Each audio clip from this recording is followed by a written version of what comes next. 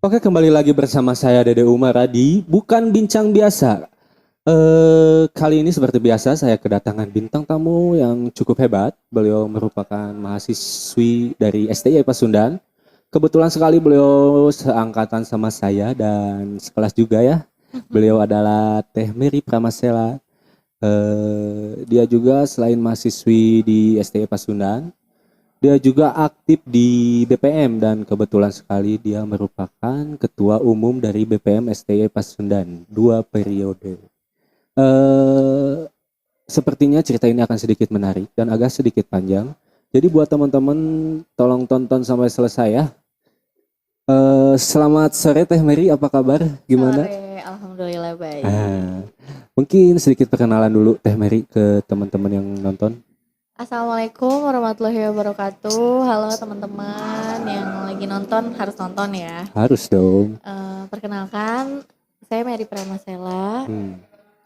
dari STI Pasundan. Kebetulan saya mengambil jurusan manajemen angkatan Manajemen 2020. S1 ya? Iya betul, dan sekarang lagi semester 7, semester yang lagi Sibuk. puyeng-puyengnya.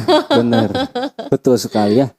Nanti kalian semua merasakan ya. Iya, pasti. Tapi itu menyenangkan lah, positif buat kita dapat ilmu ya. Iya betul. Mungkin sedang ada kegiatan apa nih Teh Mary selain kuliah di kampus kita ini? Apakah kerja atau ngurus organisasi di kampus atau apa nih? Boleh diceritakan. Oke, kebetulan karena kesibukannya banyak nih ya. Yang mana dulu Banyak nih? banget.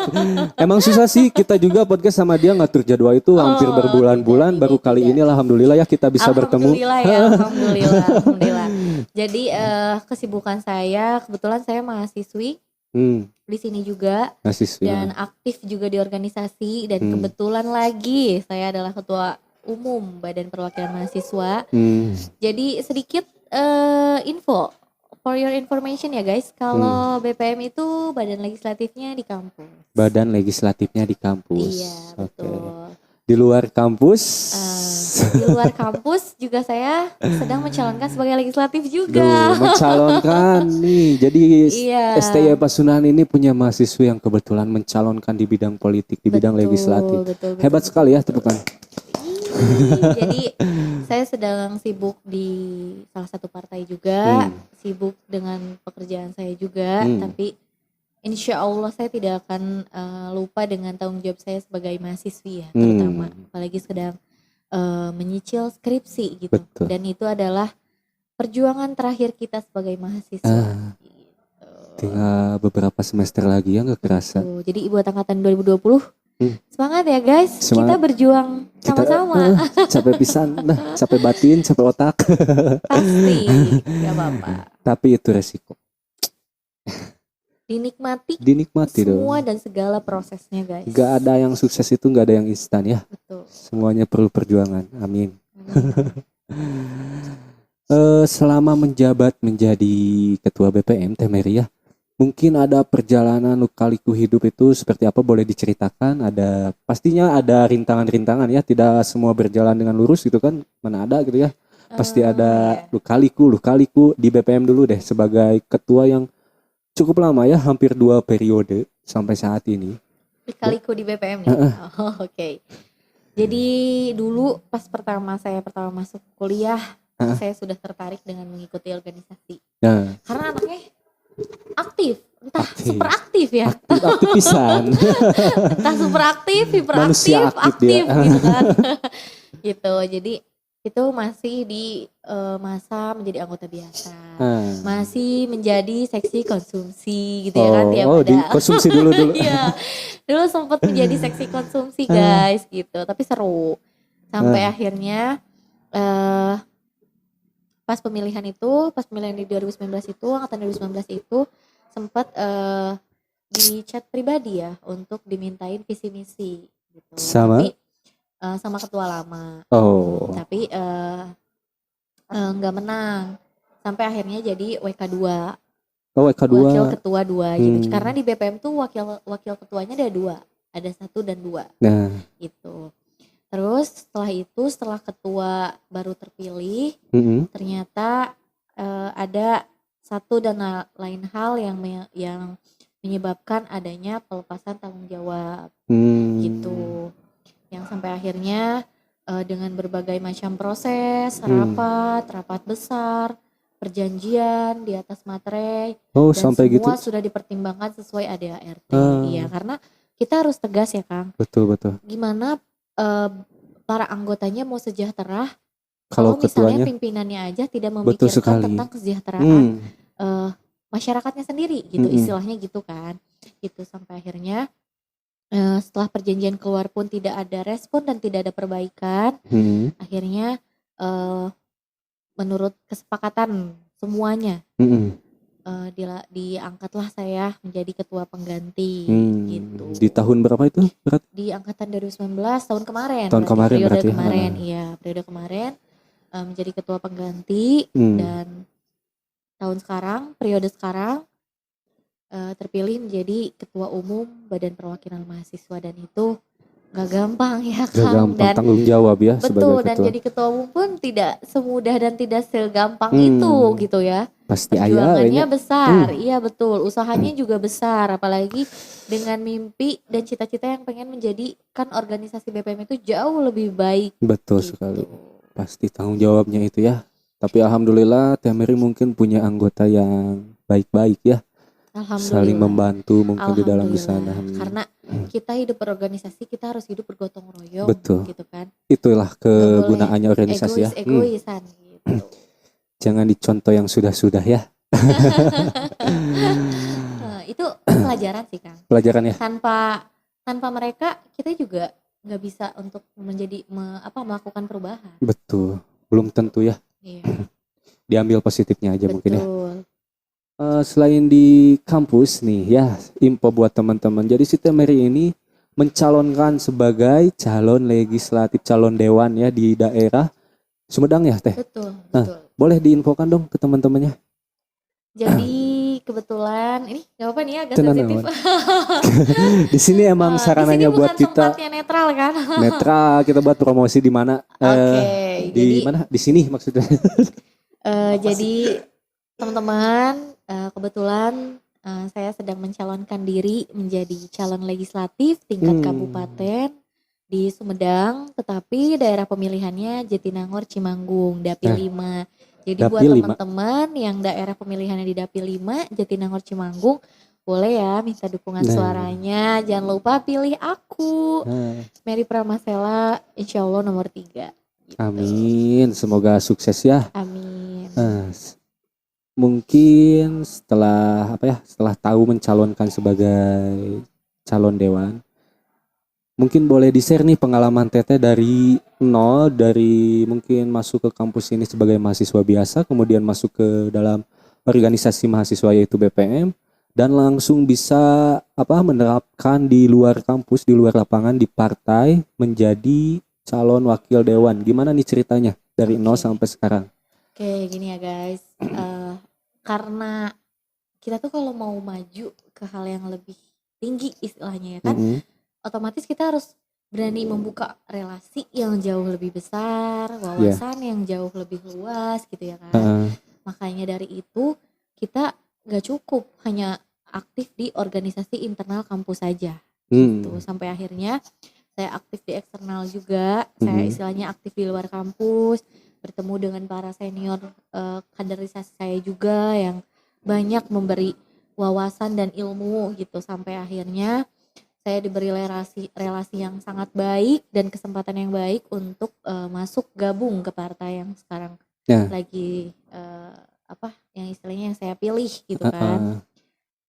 Nah sampai akhirnya saya memutuskan untuk oke deh, aku mau deh terjun ke politik gitu, karena aku pun ingin tahu jauh lebih banyak politik tuh seperti apa sih, cara bermainnya politik tuh seperti apa sih, orang-orang di politik tuh seperti apa sih gitu. Jadi kalau kita ingin mencoba sesuatu, kita harus melakukan sesuatu itu dulu, ya kan? Kita gimana mau tahu soal politik kalau kita pun tidak mau mencari tahu soal politik, kita nggak mau masuk ke dalam hal politik itu. Jadi karena saya tuh orangnya kepoan gitu kan. Penasaran. Dari kepoan itu saya juga ingin meningkatkan diri saya dan menjadi lebih baik. dengan memilih hidup di politik, karena kita tuh hidup dari dulu tuh udah berpolitik sebenarnya Kang, tanpa Betul. kita sadari, dan Heeh. tanpa kita sadari juga sebenarnya ini tuh udah politik di kampus tuh, hanya circle-nya kecil, ruang lingkupnya kecil gitu. Jadi untuk ingin politik yang lebih besar, yang lebih jauh lebih tinggi, ya saya memutuskan untuk mengikuti partai, dan alhamdulillahnya dipercaya oleh partai untuk mencalonkan diri sebagai calon legislatif tingkat kabupaten. Alhamdulillah. Sambil diminum dulu mungkin ini airnya. Oh iya ya. Serada hareudang guys.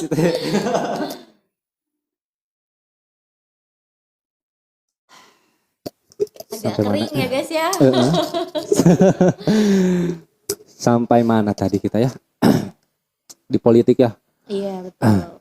Nih, pasti teman-teman di sana yang nonton video ini pasti bertanya nih. Aku kan saktinya jadi apa, pertanyaan teman-teman yang menonton teh. Pasti gini. Teh gimana nih caranya supaya bisa masuk ke salah satu partai dan mencalonkan menjadi seorang calon dewan legislatif kayak Teh Mary yang ada di sini? Boleh mungkin ceritanya atau pengalamannya dibagikan kepada teman-teman supaya yang nonton ini dapat mengikuti jejak Teh Mary ya, insya Allah, amin gitu di tahun-tahun selanjutnya. Amin. Boleh dikasih tahu gimana caranya, perjuangannya seperti apa, ceritanya seperti apa, Mangga? Oke, jadi gini ya teman-teman, politik tuh kan tiap sisinya banyak ya Kang. Maksudnya cara pandang orang memandang politik tuh beda-beda ya kan.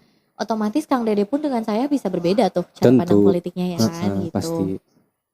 Nah kita jadi kenapa aku caranya gimana itu kan tergantung kita mau milih yang mana ya. Dan cara pandang kita politik itu seperti apa, karena politik itu dinamis ya Kang. Dinamis? Iya. Jadi maksudnya dinamis tuh sewaktu-waktu bisa berubah gitu ya kan. Pasti gitu. berubah-ubah ya. Betul. Nah menurut saya ini yang apa ya, bukan berarti semuanya tidak baik ya partai. Semua partai baik gitu. Cuman mungkin karena senior kaderisasi saya di situ gitu ya kan, sampai akhirnya saya disuruh masuk ke partainya sendiri dan dicalonkan gitu. Sebenarnya kalau kalian ingin masuk ke partai juga bisa-bisa aja teman-teman gitu. Iya. Caranya Tapi gimana? kalian tetap harus mengikuti kaderisasi, karena kalau kalian pun mengikuti organisasi, di setiap organisasi pasti itu wajib mengikuti kaderisasi ya kan. Itu adalah langkah utama, langkah pertama dan langkah yang paling penting untuk memasuki suatu organisasi itu ya kaderisasi gitu. Wajib banget ya. Betul. Jadi kita harus ikut kaderisasi dulu, daftar ke partainya dulu, terus dikaderisasi dulu, aktif di partainya.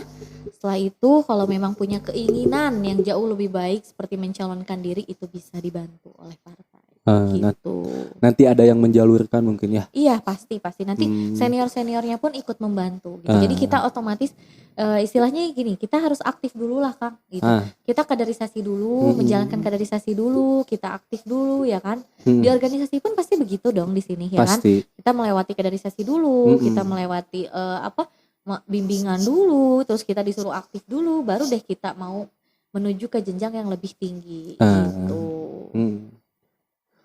Harus ada tata caranya yang terstruktur itu ya. Iya pasti. Di kampus betul. Kita juga ada sama aja sebenarnya. Iya, semua organisasi gitu pasti ada, cuman ruang lingkup partai politik itu sudah besar. Lebih besar ya. Lebih besar dan lebih nyata mungkin ya. Iya betul.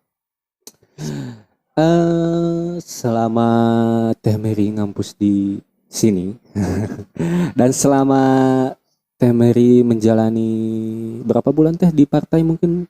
Seriusnya? Udah mau setahun. Udah setahun ya. Mungkin ada cerita yang sangat mengesankan di balik setahun itu. Apakah ada teman yang baik atau musuh atau cerita manis, cerita pahit? Boleh dong dibagi pengalamannya di sini gitu sebagai pelajaran buat kita semua juga. Aduh. Kaku banget kayaknya ya, minum dulu. Aduh agak tarik nafas dulu gitu ya. Sebenarnya gini ya Kang, semua manusia itu baik ya kan. Semua manusia pasti itu baik. Semua manusia itu baik. Gak ada yang jahat. Kalau mau yang milih jahat ya berarti kan tergantung pribadi masing-masing ya kan gitu. Cuman ya Yang baik ya baik, yang apa ya istilahnya, yang kurang baik juga pasti ada Pasti gitu. ada. Tapi kalau kita selalu mendengarkan orang lain, kita selalu gampang dipengaruhi oleh orang lain, kita nggak akan maju-maju gitu, akan terus stuck di situ gitu. Karena istilahnya gini, kita cuma punya dua tangan. Ya. Nah, dua tangan ini kita nggak bisa dong untuk menutupi satu mulut, Ya satu enggak mulut, lah. satu mulut, satu mulut gitu. Banyak banget. Banyak banget gitu kan. Jadi menurut aku untuk menghadapi orang-orang yang kayak gitu dan kita nggak mungkin dalam sepanjang hidup kita menemukan dengan orang yang baik terus gitu. Nggak akan bisa, nggak mungkin juga gitu. Makanya jika menghadapi orang-orang seperti itu ya aku cukup tutup telinga aja sih. Aku cuek aja. Istilahnya ya bodo amat deh gitu. Istilahnya selagi aku tidak merugikan mereka, ya kenapa aku harus ikut, tidak apa ya, tidak istilahnya apa ya, kita orang waras ya udah, orang waras diem aja, ngalah aja gitu. Jangan sampai kita sama-sama kayak gitu. Gitu. Jangan sama-sama gila ya. Enggak, gila bukan berarti gila ya guys. Yang waras-waras aja ya. Istilahnya gitu, karena sepanjang hidup kita pasti akan menemukan orang-orang yang seperti ini, seperti itu gitu, dan tidak akan mungkin menemukan dan masuk ke lingkungan yang orang baik terus, tidak mungkin. Mustahil mungkin ya kalau di zaman sekarang. Pasti. Seperti itu. Pasti ada aja. Dan itu balik lagi ke kita, bagaimana kita cara kita menghadapi mereka gitu. Pernah kejadian satu masalah atau berantem gitu di teman satu partai?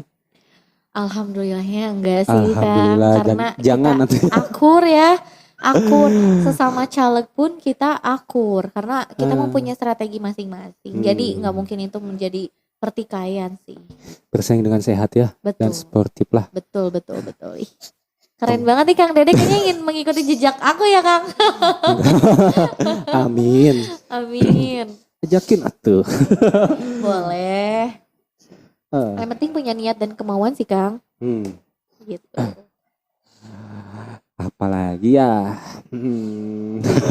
Ada yang masih mau diulik-ulik? Masih ada sih sebenarnya. Motivasi Teh Mary ya. Motivasi ini nama. Tolong diceritain sedetail mungkin ya.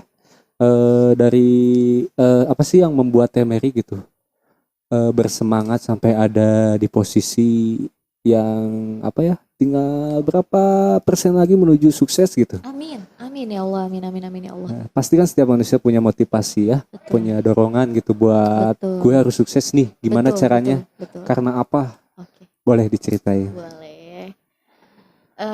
Jadi gimana ya teman-teman? Aku tuh pernah kena pembulian. Bullying? Iya, aku pernah dibullying gitu. Aku pernah ada di posisi bullying. Aku dibully abis-abisan. Tapi itu masih zaman rok biru. Oh, zaman SMP dulu ya. Emang lagi bandel-bandelnya sih anak SMP bener. Kang, itu lagi manis-manisnya ya. Jadi lagi lucu-lucunya ya. Kalau kata TikTok tuh lucu-lucunya gitu. Lagi mejehna. Jadi waktu itu tuh saya tuh kan aktif di basket ya Kang. Aktif di olahraga basket dan selalu mengikuti lomba-lomba sampai di provinsi gitu kan sampai akhirnya. Dan saya tuh selalu dibully, selalu dijauhi, bahkan selalu dimanfaatkan di saat ujian aja gitu. Di saat ada butuhnya mungkin ya. Nah, terus waktu pas itu saya tuh mau lomba. Kita tuh harus ngasih surat dispen gitu kan ke kelas ya. Nah, gitu. Pas mau ngasih surat dispen ke kelas, saya tuh dibully abis-abisan, dihina, disirikin, diejek lah istilahnya kayak apa sih? Si hidung ya jujur aku dulu hidung sih Kang, hitam gitu ya kan. Sekarang gimana masih hitam sih guys. Masih ada, kudu ada prosesnya atuh. Ya jadi disedikin kayak gitu abis-abisan sampai dilemparin kertas. Kertas yang digulung-gulung terus jadi si hidung. Sama semua satu kelas itu. Iya dan gurunya cuman cuman gitu-gitu doang ya. Tapi it's okay, nggak apa-apa. Itu yang menjadikan aku sampai sekarang bisa berdiri sampai sekarang ya Kang. Itu yang membuat aku jauh lebih semangat, termotivasi untuk merubah diri aku jauh lebih baik. Aku ingin membuktikan ke mereka yang pernah ngebully aku gitu kan. Aku bisa sukses kok. Aku bisa menjadi manusia yang jauh lebih baik gitu kan. Aku bisa menjadi istilahnya manusia yang eh maju lah gitu lah. Nah, Istilahnya yang nggak cuman diomongin modal basket doang, si hideng lah, inilah itu yang cuma dimanfaatin pas ujian doang gitu. Tapi nah, ya udah nggak apa-apa Kang, tapi itu tidak aku jadikan untuk dendam ke mereka ya. Aku heeh, tidak, aku sakit hati, jujur sakit hati sampai sekarang pun itu pasti aku ingat. mhm, mhm, Tapi aku jadikan motivasi diri dan aku dendamnya ke diri aku sendiri. mhm. Oh aku harus berubah, oh aku Oh, harus berubah, aku harus jauh lebih baik, aku harus sukses, nah, aku harus maju heeh, gitu. Makanya semuanya aku jalani, prosesnya aku nikmatin gitu.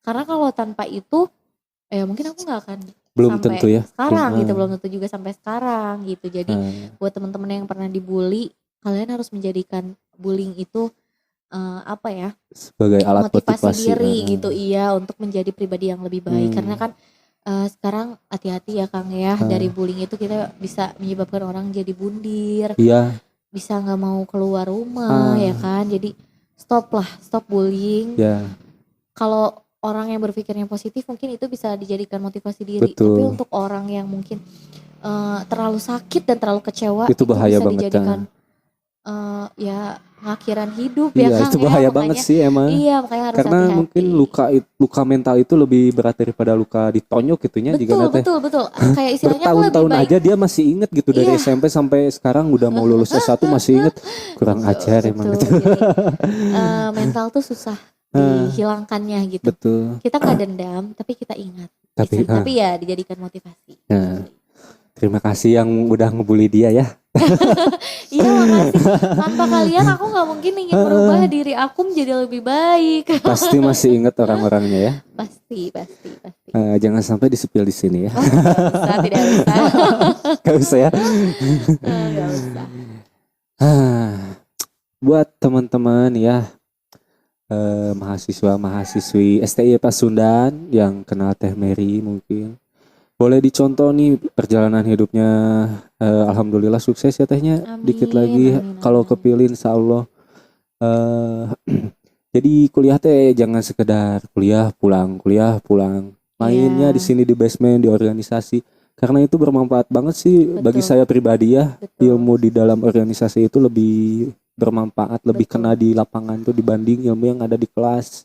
Cek saya mah gitunya. Tapi Iya. nggak tahu kalau yang lain. Sebenarnya dua-duanya penting ya Kang. Dua-duanya Maksudnya penting. akademiknya penting juga Heeh, gitu. Cuman eh kita nggak bisa mendapatkan semua pelajarannya di akademik ya. betul. Paling akademik ya matkul-matkul aja gitu. Tapi kan Hmm. kalau di organisasi kita bisa belajar soal Nah, kedisiplinan, terus cara menghargai hmm. gitu kan, etika, prinsip gitu. Apa Betul. yang tidak ada di akademik, kita bisa mempelajari dan mendapatkan itu di organisasi. Nah, Itu benefit ikut organisasi sih, mm-mm.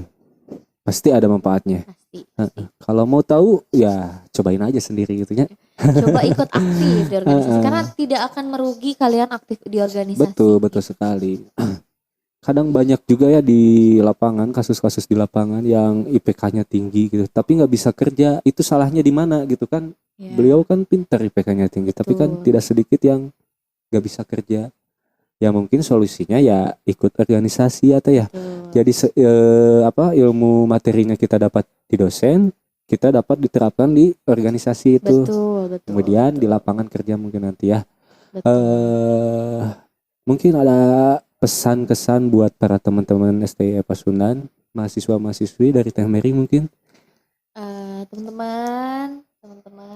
Teman-teman aku yang paling aku sayang banget ya di STI Pasundan ini. Nah, Aku cuman ingin menitipkan tolong dijaga salam sapanya, sopan eh, santunnya gitu kan, mm-mm, etikanya, mm-mm. attitude-nya gitu. Karena kalau kalian pinter, kalau kalian cerdas, kalau kalian gak beretika juga percuma, Percuma, kalian hanya nol gitu. Jadi betul. tolong sopan santunnya, entah mau ke adik tingkat kalian, mau ke kakak tingkat kalian, ke dosen apalagi dan warga kampus yang lainnya, Hmm. tolong tolong selalu menerapkan sopan dan santunnya Nah, sebenarnya.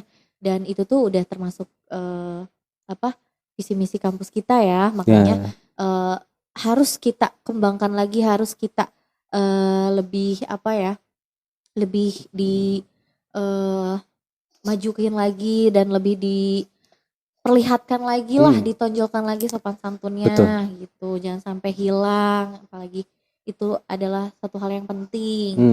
Terus titipannya yang kedua, cobain aktif di organisasi gitu, karena kalian tuh tidak akan pernah merugi kalau kalian aktif di organisasi, dan tanpa kalian sadari ternyata banyak benefit-benefit yang bisa kalian ambil di organisasi gitu, dan itu pun akan terpakai sama kalian di dunia kerja gitu, seperti membuat anggaran, mengajukan proposal, dan itu pasti ada di dunia kerja, dan itu bisa kita dapatkan di organisasi.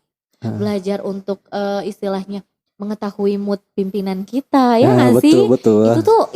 Itu tuh ada. Memposisikan diri ya. Itu tuh dapat di organisasi. Betul. Gimana caranya nanti kita kerja mau menyampaikan sesuatu ke bos kita, dan itu tuh ada di organisasi. Harus dalam waktu dan situasi yang tepat. Betul, sesuai mood juga Kang sebenarnya, makanya, dan itu penting banget sih sebenarnya. Nah, itu tuh ada di organisasi. Jadi kalian banyak sebenarnya benefit yang bisa kalian dapatkan di hidup atau aktif di organisasi. Apalagi banyak organisasi di kampus kita gitu. Cukup banyak ya. Titipan dari aku sih gitu, semangat belajar, jangan sering bolos-bolos.